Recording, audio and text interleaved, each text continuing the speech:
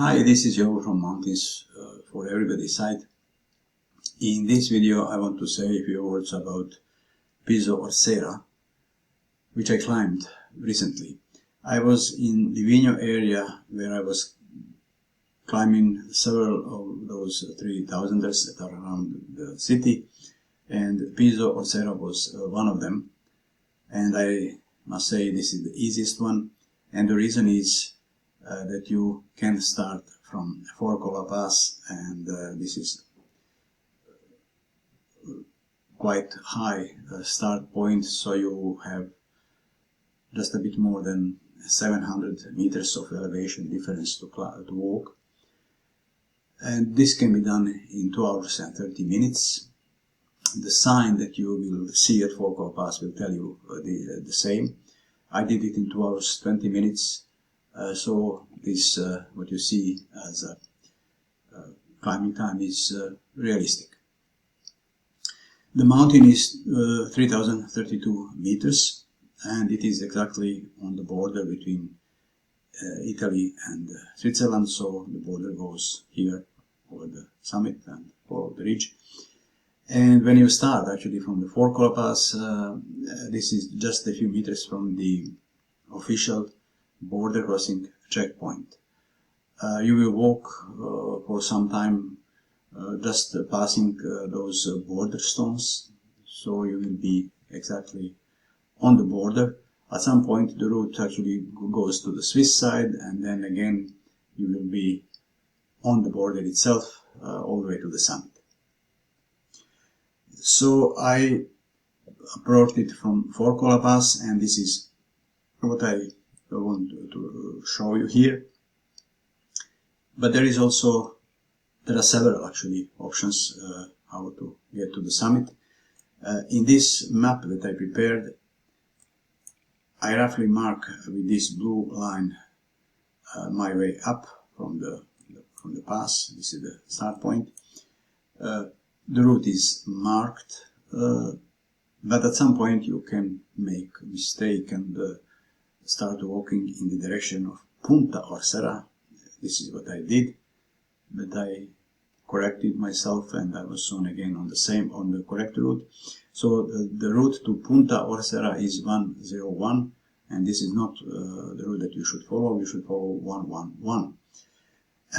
On the way back, from the summit, I made a loop from the opposite side, and then I was again on the same route that I followed before when I was going up. But there is yet another much longer route that you can follow, and this is the same that you would use if you want to climb Pizzo Paradisino, which I did actually 2 days before this tour. So when you start from Alpe Vago, parking 8 in the valley above Livigno, and then follow this orange route that I marked roughly here, all the way to the border, which is Mera Pass, Valmera Pass, better to say, named after a valley which is on the Swiss side. So I walked all this until this point, when I then continued to Pizzo Paradisino. The only part that I didn't walk is this ridge route from the Mera Pass to the summit. So just to know. On the other hand, if you come from the Swiss side, of course you would go again to the pass, the Valmera or Valmera Pass, and then you can go either to Pizzo Paradisino or Pizzo Orsera.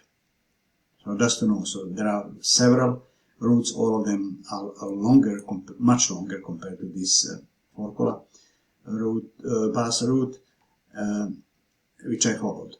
So this is the picture of the Forcola Pass. You can park here anywhere, and this is actually the border. This is the border crossing checkpoint. So you have free parking here, and then you start walking here. The route in the beginning is the same that you would take if you go to Montevago, which I climbed quite a number of years ago. But very maybe 20 minutes or so when after you start, you will come to a split point where Montevalvo goes to the left, and you just continue along this valley. And the only thing is that you shouldn't take the route to Punta Orsera if you don't want to go there. The route to this peak is 101, and this is what I did. I made a mistake, but very soon I realized what I was doing, and I made a shortcut and went to the route to Pizzo Orsera. So this is all the time a simple walk up. There are no exposed sections. Only this final ridge route, the summit is here actually. There are a few passages where you should take a bit care, but it's easy. And there are no fixed cables, nothing of that. So all you need are actually just good hiking boots. A few pictures. This is from the orange route that I showed you, Valletta Lakes on the Italian side. And when you continue along these lakes, you would come to the mentioned Valmera Pass. And yeah, at the Valmera Pass you have this sign that shows you the direction to Pizzo Orsera, and here is the border stone, so you are indeed at the border. Punta Orsera, which I mentioned, is always on your left side if you follow the correct route, so just to know, and your direction is the saddle between Punta Orsera and Pizzo Orsera. Here you can see this saddle, and this is Punta Orsera. Forcola is behind. Here is the view back, so you come somewhere here, and then you just go here towards the mentioned saddle. Forcola is somewhere here behind. This is practically all that I wanted to say. For this mountain you don't need anything special, you don't need guides, you don't need any special equipment.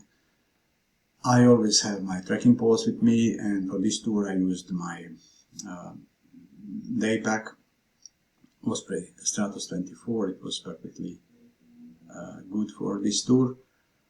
Regarding accommodation in Livigno, well, this can be complicated. This is a popular area. There are many people that come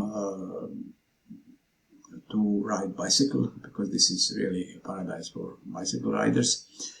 So it's good to book accommodation well in advance. I have a link here where you can do this. On the other hand, if you miss this, there are some free shelters around. This is maybe surprising for some of you. I have a separate text with pictures of 5 of them, just to know that there are 4 of these 5 are actually within 1 hour of walking distance from the main road, just to know. On the other hand, this time when I was there, I slept in the car a few nights, but the rest, it was 11 days in total, I think. The rest I was in one official camping, which is on the Forcola Pass road. There are 8 campings in Livigno and around it. They are not so big, but they are always full, just to know that it can be very difficult to find accommodation there. So this is all. Thank you for watching. Please follow the link below the video so you can come here and read this post in my site, and also follow some links from here. Well, thank you for watching.